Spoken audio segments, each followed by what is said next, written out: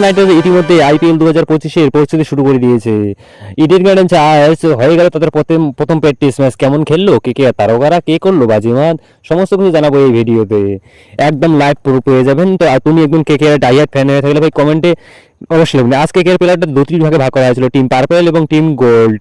Team purple দলে ছিল Quinton de Kock, Ankush Raghuvanshi, Ajinkya Rahane, Rinku Singh, Andre Russell, Ramandeep Singh, Anukul Roy, Venkatesh Iyer, Ajay Singh, Oliver Shetty, ব্যাভু করুণা ও কমল ত্রিপাঠী।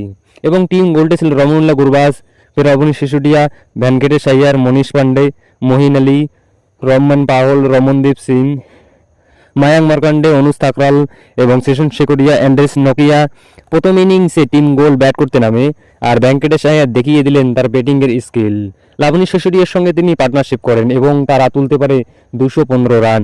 এবং দ্বিতীয় ইনিংসে টিম পার্পল ব্যাটিং করতে নামে তাদের টার্গেট ছিল 216 রান। অঙ্কুশ রঘুবংশী দুর্দান্ত এদিন ব্যাটিং করেছেন, তার পাশাপাশি রিঙ্কু সিং 33 বলে 77 রান করেন এবং আন্দ্রে রাসেল 23 বলে 59 রান করেন।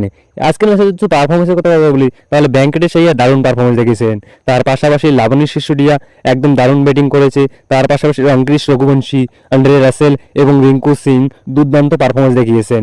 এবং বোলিংয়ের যদি কথা বলি তাহলে এদিন বেবি করুণা এবং অ্যান্ড্রেস নকিয়া দারুণ বোলিং করেছেন। এই ছিল কেকেআর দলের প্রথম দিনের প্র্যাকটিস আজকের হাইলাইট।